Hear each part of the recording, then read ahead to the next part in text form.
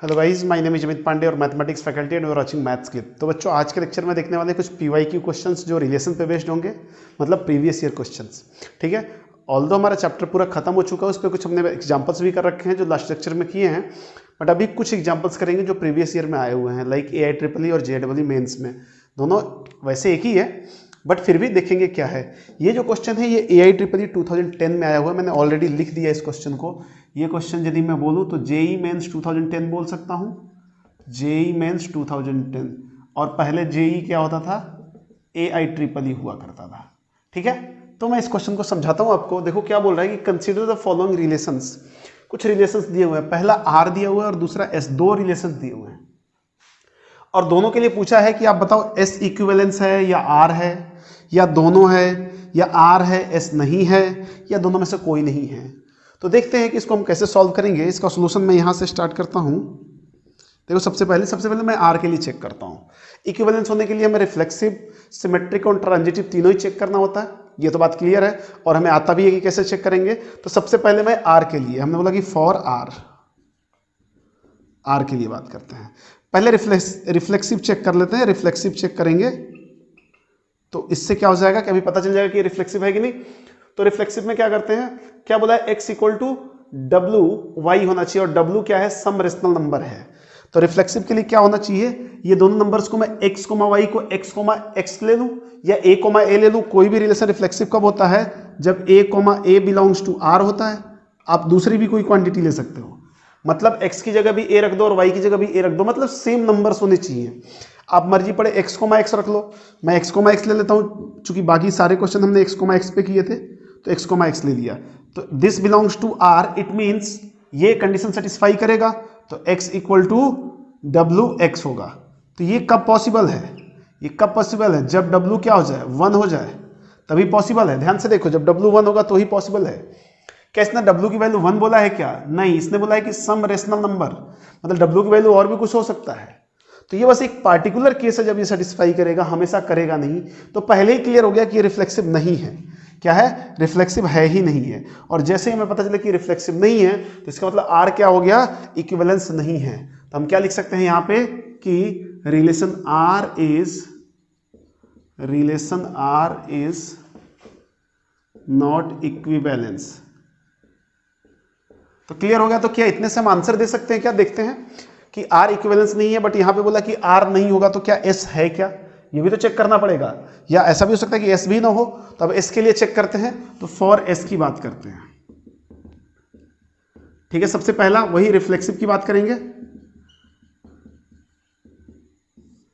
तो थोड़ा S के लिए मैं कुछ मॉडिफिकेशन कर लेता हूं। S के लिए कंडीशन क्या है, आप देखें, ये कंडीशन है हमारे पास QM इक्वल टू PN।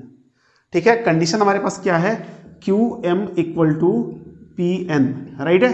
अब देखो मैं क्या करता हूं, M के नीचे N लाता हूं क्रॉस मल्टीप्लाई करके, तो ये कुछ ऐसा ही लिखा हुआ है, M upon N equal to P upon Q, कुछ ऐसा ही लिखा हुआ है ना, M upon N equal to P upon Q, मतलब ये कंडीशन सेटिस्फाई होना चाहिए।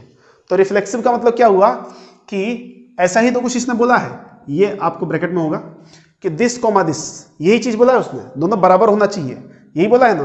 तो मैं क्या करता हूँ, रिफ्लेक्सिव के लिए क्या कर रहा हूं, दोनों एलिमेंट्स है ना यहाँ पे, दोनों को कोई एक सेम बना लो, मतलब इसको भी M/N लिख लूँ या इसको भी P/Q लिख लूँ। तो रिफ्लेक्सिव में यदि मैं ऐसे बोलूँ कि M/N comma M/N belongs to relation, तो वो सेटिस्फाई होना चाहिए इस कंडीशन में। तो कंडीशन में रख के देखते हैं, तो दोनों तो, जब दोनों सेम है तो दोनों तो बराबर होगा ही होगा, तो इसका मतलब रिफ्लेक्सिव है। सेम है तो बराबर होगा ना जी, इसमें कोई दो राय नहीं है। दूसरा मैं बात करता हूं सिमेट्रिक की। सिमेट्रिक में क्या होता है कि यदि हमारा रिलेशन ऐसे सेटिस्फाई हो रहा है, M/N P/Q यदि बिलोंग्स टू R हो रहा है, then P/Q M/N also belongs to R होना चाहिए। तो दिस बिलोंग्स टू R का मतलब M/N इक्वल टू P/Q। तो ये भी होगा क्या, यहां से हमें क्या मिला कि M/N इक्वल टू P/Q, तो और यहां से क्या मिल रहा है कि P/Q इक्वल टू M/N, तो ये भी तो सेटिस्फाई हो रहा है। अरे कोई A इक्वल टू B लिखो या B इक्वल टू A लिखो, बात तो सेम ही है। मतलब यदि ये हो रहा है तो ये भी हो रहा है ना, तो इसका मतलब ये क्या है, सिमेट्रिक भी है, सिमेट्रिक भी है। अब क्या चेक करना हमें, केवल और केवल ट्रांजिटिव चेक करो, बात खत्म हो जाए। ट्रांजिटिव चेक करते हैं, देखते हैं ट्रांजिटिव के लिए। मैं इसको मिटा रहा हूं इधर। अब देखो ट्रांजिटिव के केस में क्या होगा, ट्रांजिटिव चेक कर रहे हैं।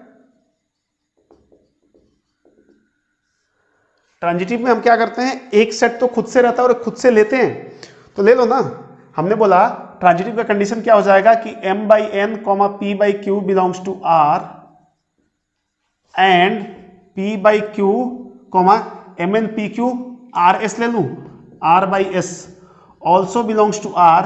तो हमें ये प्रूव करना है यदि ये दोनों बिलोंग्स टू r हो रहे हैं, मतलब दोनों हो रहे हैं का मतलब m/n इक्वल टू p/q हो रहा होगा and p/q equal to r/s हो रहा होगा। ठीक है, ये हो रहा होगा, पहले से ही हो रहा होगा का मतलब क्या हो गया, qm इक्वल टू pn हो रहा है and ps equal to qr हो रहा है, राइट है, ये हो रहा होगा। दिस इंप्लाई, एक रिलेशन ये भी एस्टेब्लिश होना चाहिए, दिस और this, m/n r/s also belongs to r। ये हमें बताना है कि ये कर रहा है क्या। तो इसका मतलब क्या हो जाएगा, इसका मतलब क्या हो जाएगा कि m/n क्या हो जाए, r/s के बराबर हो जाए, क्योंकि यही हमारा रिलेशन बोल रहा है कि ये कंडीशन सेटिस्फाई होना चाहिए। मतलब ms यदि rn के बराबर आ जाए तो हमारा कंडीशन सेटिस्फाई हो जाएगा। तो इसको हमने बोला इक्वेशन नंबर 2, इसको बोला इक्वेशन नंबर 1। अब मैं क्या करता हूं, हमें क्या चाहिए, ms चाहिए, तो मैं क्या करता हूं 1 और 2 को मल्टीप्लाई कर देता हूं, 1 इंटू 2 कर देता हूं। तो 1 इंटू 2 करूंगा तो LHS LHS से मल्टीप्लाई होगा, RHS RHS से, तो क्या हो जाए QM into PS equal to PN into QR, right है। अब देखो P से P कैंसिल और क्या Q से Q कैंसिल, तो क्या हो गया MS इक्वल टू RN हो गया। मतलब ये है मतलब ये है और ये है, तो ये कंडीशन सेटिस्फाई हो रहा है। हेंस क्या हो जाएगा, हेंस S क्या हो जाएगा, इक्विवेलेंस हो जाएगा। Hence S is an equivalence relation. समझ गए होंगे आप। तो ऑप्शन नंबर आपका कौन सा करेक्ट हो जाएगा, A करेक्ट हो जाएगा कि S तो इक्विवेलेंस है बट R इक्विवेलेंस नहीं है। R इक्विवेलेंस क्यों नहीं है, क्योंकि वो रिफ्लेक्सिव ही नहीं हो रहा है। सिमेट्रिक होगा कि नहीं मैंने चेक भी नहीं किया, क्योंकि एक भी नहीं होगा तो इक्विवेलेंस नहीं होगा। तो अब आप इस वीडियो को पॉज करके आप लिखेंगे, मैं मिटा रहा हूं।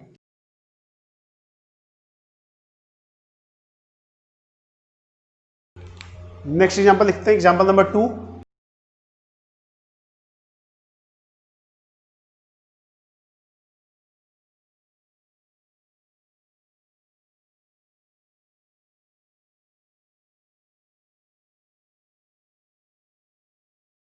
ओके, तो ये हमारा क्वेश्चन है, ये JEE मेंस 2014 का क्वेश्चन है। ये JEE मेंस 2014 में आया हुआ क्वेश्चन है। ध्यान से देखो क्या बोल रहा है। ओके, देखो क्या दिया हुआ, let n be the set of natural numbers. जो कैपिटल n है वो नेचुरल नंबर का सेट बता रहा है, मतलब n का मतलब नेचुरल नंबर्स आएंगे 1 2 3 4 up to infinity. And for a belongs to an denotes the set this.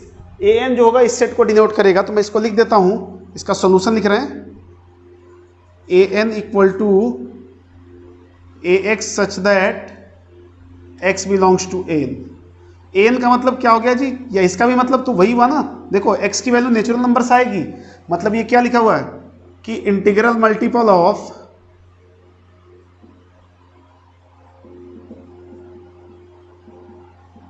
a लिखा हुआ है। n की वैल्यू कभी 1 आएगी तो a हो जाएगा, 2 आएगी तो 2a हो जाएगा, 3 आएगी तो 3a हो जाएगा, 4 पे 4a, तो इंटीग्रल मल्टीपल ऑफ a लिखा हुआ है। अब क्या बोला है कि bn intersection cn equal to dn।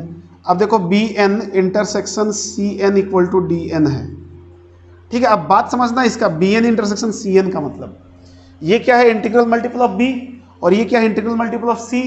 इसका मतलब क्या हुआ, इन दोनों का मतलब क्या हुआ, इंटरसेक्शन का मतलब कॉमन पार्ट, तो b और c दोनों का मल्टीपल एक साथ लिखा हुआ है।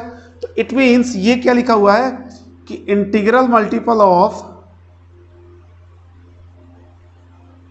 b एंड c, मतलब bc, मतलब क्या लिखा हुआ है bc इंटरसेक्शन समझ रहे हो, दोनों में कॉमन पार्ट चाहिए। तो इसका मतलब क्या हो जाएगा फिर, तो यदि ये इंटीग्रल मल्टीपल ऑफ bc लिखा हुआ है, मतलब क्या, इसको मैं लिख सकता हूं bcn इक्वल टू dn लिख सकता हूं, ठीक है। इसका मतलब bc किसके बराबर हुआ है, d के बराबर हुआ है। तो यहां से मैं क्या बोल सकता हूं, d जो हो जाएगा वो क्या हो जाएगा, BC के बराबर हो जाएगा और यही हमारा आंसर है। देखो बहुत छोटा सा क्वेश्चन था, D इक्वल टू BC, तो यही पूछा है, ऑप्शन नंबर D करेक्ट है हमारा। तो आप बस यहाँ पे कंसेप्ट में यही देखना था, ये पोर्शन, इसका मतलब ये हुआ integral multiple of B and C और that is BC। Example number third लेते हैं, मैं बोलूँगा आप लिखेंगे क्योंकि ये ज़्यादा बड़ा नहीं है, बाकी बड़ा था इसलिए मैं पहले लिख लिया था। एग्जाम्पल नंबर थर्ड में बोल रहा हूँ, let A and B be 2 sets containing 4 and 3 elements. हमारे पास A है जिसमें 4 एलिमेंट्स है और B है जिसमें 3 एलिमेंट्स है। Let A and B are और B 2 sets containing 4 and 3 elements respectively, then the number of subset of the set A, then the number of subset of set A cross B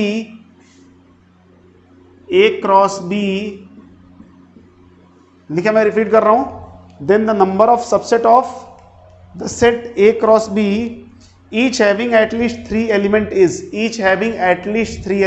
is, option number A है 275, option number B है 510,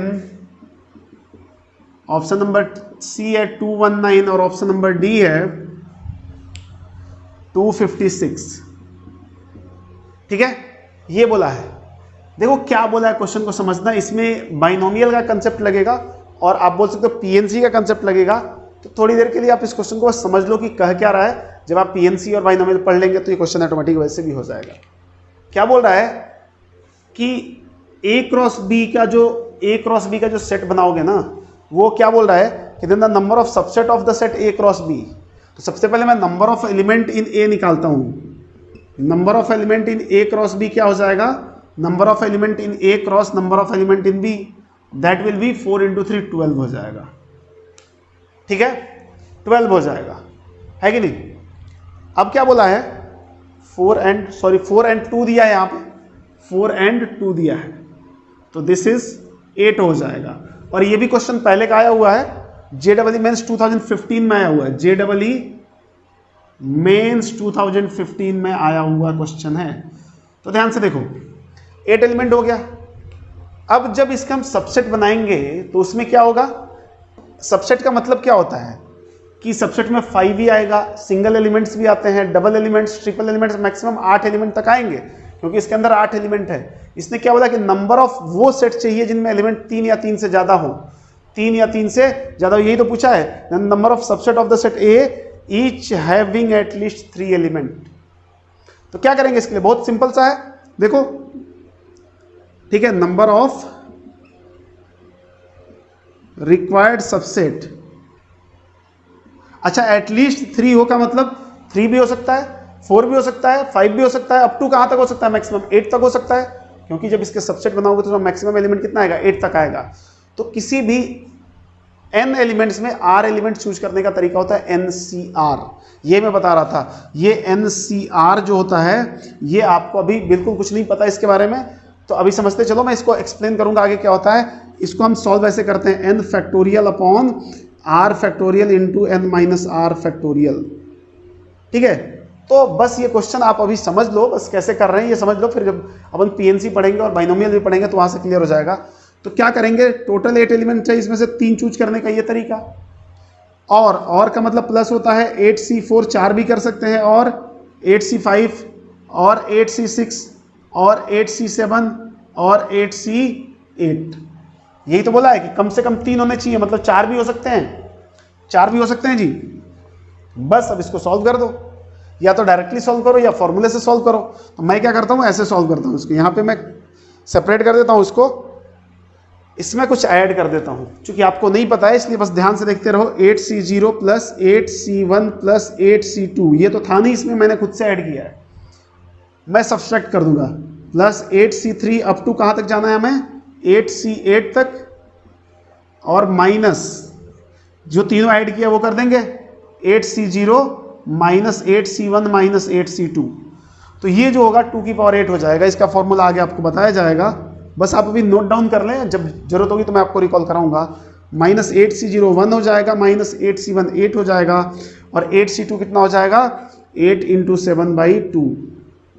तो 2 की power 8 कितना होता है, 2 की power 8 256, 256 minus this is 9 and this is 28, 28 and 9 37, तो minus 37, तो कितना हो जाएगा 256 माइनस यदि 36 होता तो 220 आता, अभी 219 आ जाएगा, आंसर हमारा 219 आवर आंसर। तो ऑप्शन नंबर सी करेक्ट है। तो अभी आप सोचोगे सर ये तो हमें आता नहीं है तो फिर करेंगे कैसे यार, ये आपको जेडब्ल्यू में पूछेगा ना तब तक सारी चीज पढ़ रखे होगे आप। तो बस मैं अभी इसलिए बता दे रहा हूँ, ये क्वेश्चन में चाहे तो आपको कहाँ पे बता सकता था, बाइनोमियल में, तो वहाँ भी मैं आपको रिकॉल कराऊंगा। और यहाँ भी दिखाया कि बहुत छोटे छोटे क्वेश्चंस आते हैं यहाँ से। देखो ये भी बहुत छोटा सा क्वेश्चन था, ये भी बहुत छोटा, इससे पहले वाला भी क्वेश्चन छोटा ही था, बड़ा नहीं था, ठीक है। बस अब इनमें क्या होता है, सेंटेंसेस इनके बड़े बड़े बन जाते हैं, तो क्वेश्चन में देख के बड़ा लगता है, बट घबराने की बात बिल्कुल ही नहीं है, बिल्कुल ही नहीं है घबराना, ठीक है ना। तो आप आई होप समझ पाए होंगे। इसको एज इट इज लिखना है, इसके पीछे आपको नहीं भागना है, ये नहीं कि सर ये समझ नहीं आया कैसे करें। मैं बार बार बोल रहा हूँ कि आप जब बाइनोमियल पढ़ेंगे तो ये आपको ऑटोमेटिक समझ में आ जाएगा। तो बाइनोमियल में भी मैं इस क्वेश्चन को लूंगा, तो अभी लिखवा दिया, बस आपको लिख लेना है। तो अभी आप लिखो, मैं इसको मिटा रहा हूँ।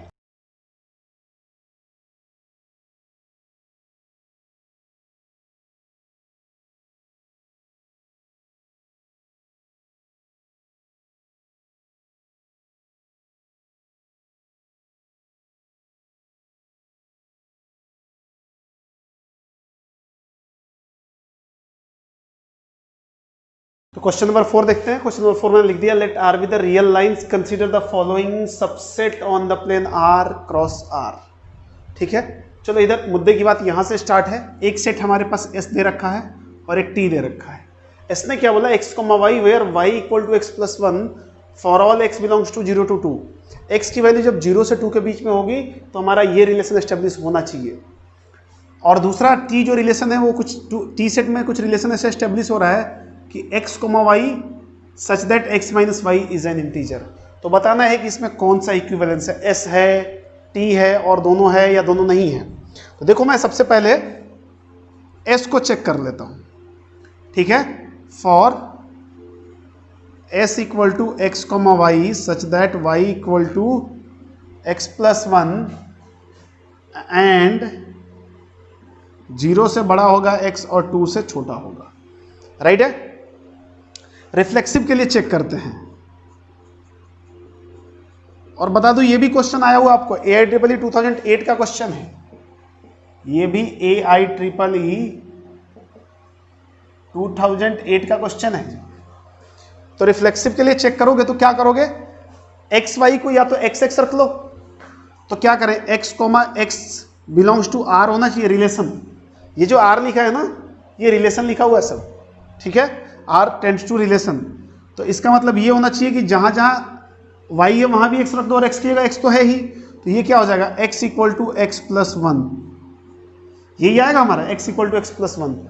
तो क्या एक्स की वैल्यू 0 से 2 में ये पॉसिबल है क्या, 0 भी नहीं लेना आपको, तो इसका मतलब ये नॉट पॉसिबल, ये तो पॉसिबल ही नहीं है ना, नॉट पॉसिबल, बिकॉज ये तभी पॉसिबल होता है जब x 0 हो जाए, सॉरी 0 भी होगा तो नहीं पॉसिबल, ये तो पॉसिबल ही नहीं है, पॉसिबल ही नहीं है तो रिफ्लेक्सिव नहीं है, और रिफ्लेक्सिव नहीं है तो इक्विवेलेंस भी नहीं है। तो जहां जहां इक्विवेलेंस दिया है वो कैंसिल हो गया, तो s जो है इक्विवेलेंस रिलेशन नहीं है, तो यहां पे दिया है, तो ये ऑप्शन गलत हो चुका है और ये भी गलत हो चुका है। अब b और c में से कोई ऑप्शन एक करेक्ट होने वाला है।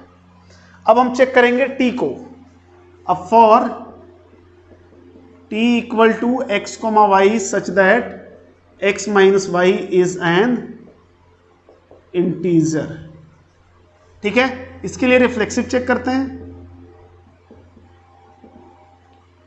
तो क्या करें, एक्स वाई की जगह एक्स कोमा एक्स चेक कर लें।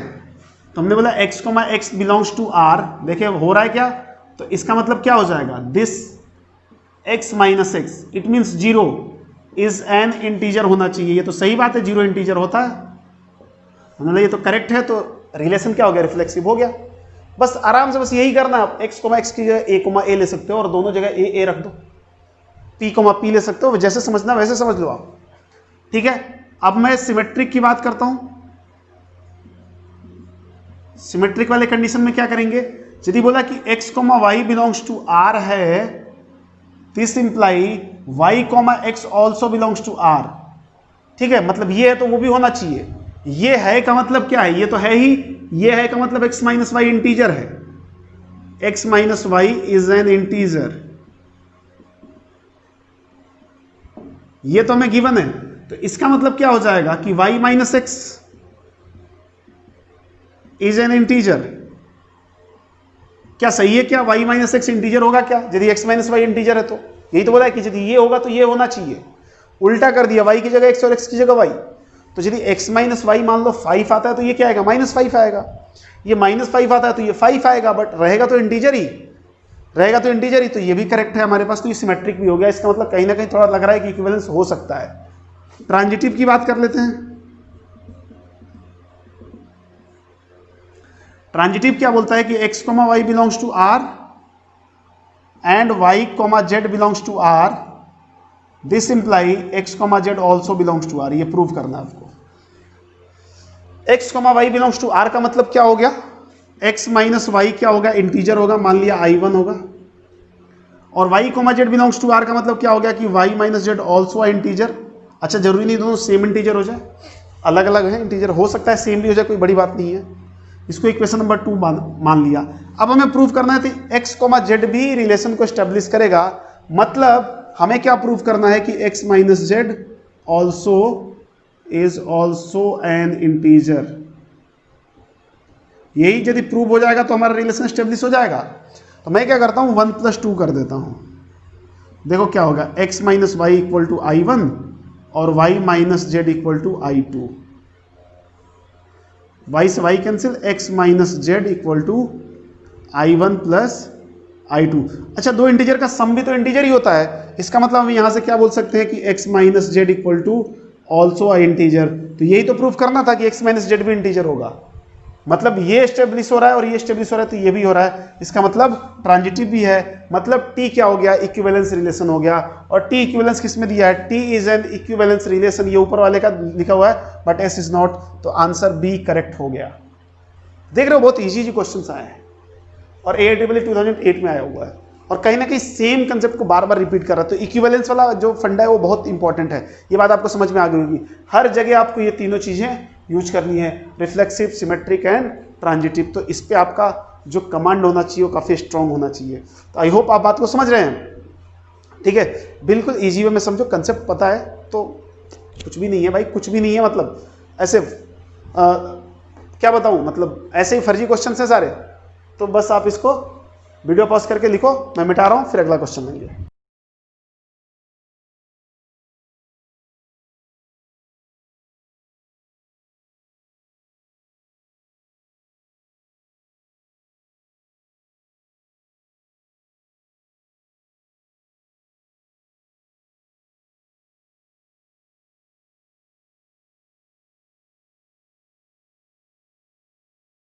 ठीक है, एग्जाम्पल नंबर 5 है आपके सामने, देखेंगे एग्जाम्पल नंबर 5 क्या बोल रहा है कि late W denotes the words in English dictionary define the relation R by R equal to x, y belongs to W cross W। मतलब इंग्लिश डिक्शनरी में के वर्ड से ही बिलोंग करेगा।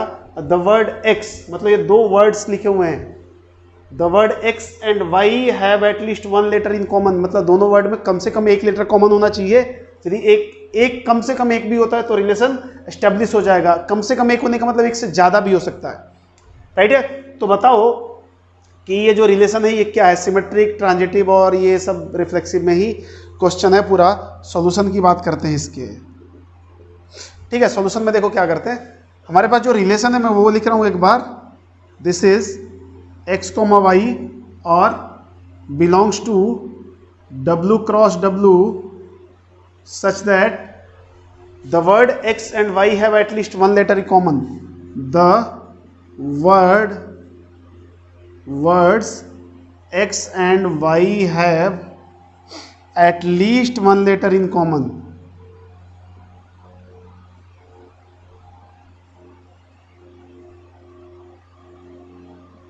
राइट है। तो सबसे पहले रिफ्लेक्सिव के लिए चेक करते हैं कि इसका रिफ्लेक्सिव का क्या सिनारियो है।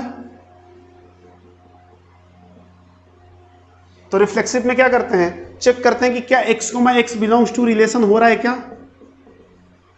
मतलब कहने का मतलब कि यदि हमारे पास एक वर्ड ये है और दूसरा वर्ड ये है तो बोला दोनों में कम से कम एक कॉमन होना चाहिए। अरे भाई दोनों तो सेम लिखा हुआ है, दोनों वर्ड सेम ही है, तो दोनों में तो पूरा का पूरा ही कॉमन है, तो कम से कम एक तो हो ही गया। तो इसका मतलब क्या हो गया, ये रिफ्लेक्सिव है। ये बात समझ लेना, इसमें कुछ अलग से बताने की जरूरत नहीं है। मतलब दो सेम वर्ड लिख के और पूछा जाए कि रिलेशन एस्टेब्लिश हो रहा है क्या, इसने क्या बोला है कि इंग्लिश की डिक्शनरी में से कोई भी वर्ड उठा लो, दो वर्ड ऐसे उठाओ जो डिक्शनरी से बिलोंग कर रहे हैं। W क्या है, denotes the words in the English dictionary, ठीक है ना। दो ऐसे वर्ड्स उठाओ जो डिक्शनरी से बिलोंग कर रहे हैं, और दोनों में रिलेशन क्या होगा कि कम से कम एक लेटर कॉमन होना चाहिए। अब यदि दोनों में सेम उठा लूं तो एक से ज्यादा मतलब पूरा का पूरा ही कॉमन है, तो ये सेटिस्फाई करेगा। दूसरी बात करते हैं सिमेट्रिक की। तो सिमेट्रिक भी बहुत इजी है। बोला कि if X Y belongs to R, this imply Y comma X also belongs to R. मतलब यदि मैं x को मान लो आपको पटना ले लूं और y को नागपुर ले लूं, तो रिलेशन एस्टेब्लिश हो रहा है क्या? देखो तो इसमें भी a है, इसमें भी a है, तो एक तो कम से कम मिल रहा है ना। अब मैं क्या करता हूं कि उल्टा कर देता हूं, यहां पे क्या बोला कि पहले नागपुर ले लो एंड देन पटना ले लो, तो भी हो रहा है रिलेशन एस्टेब्लिश, क्योंकि रिलेशन के लिए बोला क्या है कि दोनों में कम से कम एक लेटर कॉमन होना चाहिए। अब देखते हैं ट्रांजिटिव के लिए। ट्रांजिटिव वाले केस में क्या होता है कि if x, y belongs to r and y, z belongs to r, this imply x, z belongs to also r। मतलब ये होना चाहिए, यदि ये हो जाएगा तो हो गया, ट्रांजिटिव हो गया। देखो यहां पे मैं आपको एक एग्जांपल देता हूं,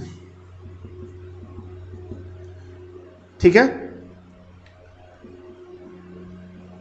मेरे पास सपोज एक लेटर वर्ड है दिल्ली, दूसरा है जालंधर, ठीक है। दोनों में रिलेशन एस्टेब्लिश हो रहा है। मान लिया ये x का काम कर रहा है और ये y की तरह ट्रीट हो रहा है, दोनों में रिलेशन एस्टेब्लिश हो रहा है। मतलब हाँ L दोनों में कॉमन है ना, कम से कम एक से ज्यादा भी हो सकता है, एक से ज्यादा भी हो सकता है, तो दोनों ठीक है। अब दूसरा मैंने क्या ले लिया, y तो फिक्स रहेगा, जालंधर एंड पटना ले लिया, ठीक है। इसमें भी कॉमन है, a कॉमन है, a कॉमन है, यहां पे क्या है L कॉमन है, इसमें जालंधर और पटना में a कॉमन है, मतलब ये भी रिलेशन एस्टेब्लिश कर रहा है। तो ये तो पहले से पता है कि ये y है, इसको मैंने z मान लिया। अब बोला x और z में भी रिलेशन एस्टेब्लिश होना चाहिए, तो ये तो हो रहा है ना दोनों, तो ये होगा जरूरी है क्या, चेक कर लेते हैं दोनों में कुछ कॉमन है क्या। कुछ भी कॉमन नहीं है, ठीक है। तो हमें क्या दिख गया कि इसका मतलब x, z is not belongs to relation, hence it is not transitive. और ट्रांजिटिव नहीं है तो ऑप्शन देख लो जहां पे नॉट ट्रांजिटिव वाला केस है, सेकंड ऑप्शन है, रिफ्लेक्सिव होगा, सिमेट्रिक होगा, बट नॉट ट्रांजिटिव। तो देखो कैसे कर रहे हैं। अब कोई बोलेगा सर ये दिमाग में आएगा कैसे, बस सोचना पड़ेगा। इसमें अलग सोचना भी क्या है, दो चार नाम सोच लो, कुछ किससे भी कर लो। जरूरी नहीं है कि आप जगह का ही नाम लोगे, दो चार दोस्तों के नाम रख लो, लड़कियों के लड़कों के नाम रख लो, किसी प्लेस के नाम रख लो, ठीक है, बुक्स के नाम रख लो, ठीक है। तो कैसे भी कर सकते हैं, तो वर्ड्स है ना, तो वर्ड्स आप कुछ भी ले सकते हो, तो कुछ भी लेते रहो और मस्ती में पढ़ते रहो, इसको देखते रहो, कुछ भी नहीं है इसमें। अभी आप इसको लिखो, मैं मिटा रहा हूँ, फिर और भी क्वेश्चंस लेने वाले हैं।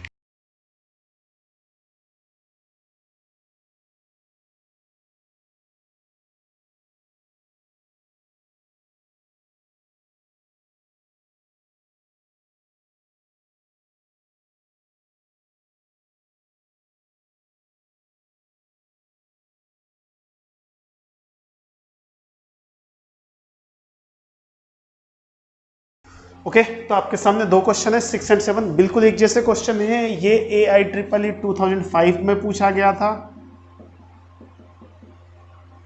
अक्सर क्वेश्चन इस चैप्टर से रिपीट होते, बहुत छोटा चैप्टर है, और ये AIEEE 2004 में पूछा गया था। AIEEE 2004 में पूछा गया था, ठीक है। जो सबसे पहला क्वेश्चन किया जो किए थे हम, AIEEE 2010 में आया था, वो 2011 में भी आया था, थोड़ा सा फॉर्मेट चेंज करके आ गया था वो, ठीक है। इसलिए देखते रहो, और छोटा चैप्टर है ना, इसलिए हर साल तो क्वेश्चन नहीं आता, बट अल्टरनेट ईयर या यदि लगातार भी आता ना, तो देखो कैसे क्वेश्चन आ रहे हैं। और ये क्वेश्चन बिल्कुल अलग टाइप का है। देखो इसका सॉल्यूशन बहुत इजी होता है। हमारे पास ए गिवन है 3, 6, 9 एंड 12। अब रिफ्लेक्सिव हमें चेक करना है कि रिफ्लेक्सिव है कि नहीं रिलेशन। तो रिफ्लेक्सिव के लिए क्या करेंगे, रिफ्लेक्सिव के लिए रिफ्लेक्सिव मैं लिख देता हूँ रिफ्लेक्सिव। तो रिफ्लेक्सिव में क्या होना चाहिए, 3,3 होना चाहिए, 6,6 होना चाहिए, 9,9 होना चाहिए, 12,12 होना चाहिए, और बाकी कितना भी हो कोई फर्क नहीं पड़ता, ये होना चाहिए। ये है क्या, ये है क्या 3,3 है, 6,6 है, 9,9 है, 12,12 है, तो रिफ्लेक्सिव है। फिर बात करते हैं सिमेट्रिक की। सिमेट्रिक में यदि a, b है तो b, a भी होना चाहिए। तो इनमें तो कोई मतलब ही नहीं है। यहाँ चेक करो 6,12 है तो 12,6 है क्या, नहीं है।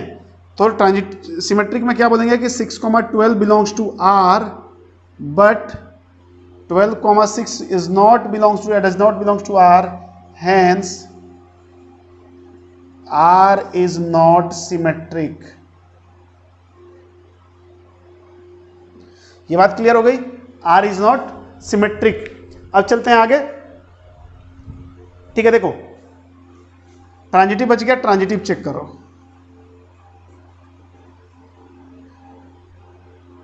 ट्रांजिटिव में क्या बोला है कि इनका तो कुछ चेक करने का मतलब ही नहीं है। 6,12 है, 6,12 है और 12, कुछ और होता तो उसका सेटलमेंट करते। तो यहाँ पे देखो a, b और b, c होना चाहिए, तो b, c तो है नहीं। इसमें लिखता a, b है, तो b, c है क्या, नहीं है। फिर a, b है, b, c है क्या, नहीं है। a, b, c है क्या, नहीं है। इसका मतलब क्या हुआ, रिफ्लेक्सिव है, सॉरी ट्रांजिटिव है। देखो क्या बोलता है ट्रांजिटिव का कंडीशन क्या होता है, यदि a, b belongs to R and b, c belongs to R, यदि ऐसा है तब a, c belongs to R होगा। यदि ये दोनों है, मान लो केवल यही है और ये नहीं है तो ये जरूरी नहीं होगा। केवल ये है और ये नहीं है तो जरूरी नहीं कि होगा, वही चेक कर रहे हैं। बाकी आप देख लो यहाँ से 3,3 है और 3,9 है, तो 3,9 ऑलरेडी फिर से मिल जाएगा। तो इनमें चेक करने का कोई फायदा नहीं है, रिफ्लेक्सिव वाला में बस इसमें चेक करो। तो ये ट्रांजिटिव भी है, तो ये क्या हो गया, ट्रांजिटिव भी हो गया, सिमेट्रिक नहीं है। वो ऑप्शन देखो, पहले बोला रिफ्लेक्सिव एंड सिमेट्रिक ओनली, नहीं सिमेट्रिक वाला तो गड़बड़ है। इक्विवेलेंस भी नहीं होगा, रिफ्लेक्सिव ओनली भी नहीं होगा, रिफ्लेक्सिव एंड ट्रांजिटिव ओनली होगा। Option number D is our correct option. तो डी हमारा करेक्ट ऑप्शन है। फिर इसमें बात करते हैं, ये भी तो बिल्कुल वैसा ही है। सबसे पहले रिफ्लेक्सिव की बात करते हैं।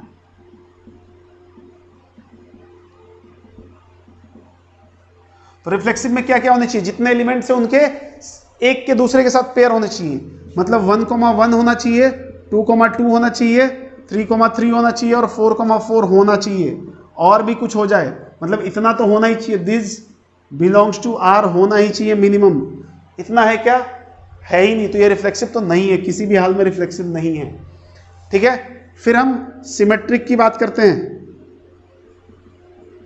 तो एक ऑप्शन तो पहले ही कैंसिल हो गया, और नन का भी देख लेते हैं, अभी सिमेट्रिक से पता चल जाएगा। सिमेट्रिक के लिए बात करते हैं। सिमेट्रिक में क्या बोला कि यदि 1,3 है तो 3,1 होना चाहिए, तो वो तो है। 4,2 है तो 2,4 होना चाहिए, वो भी है।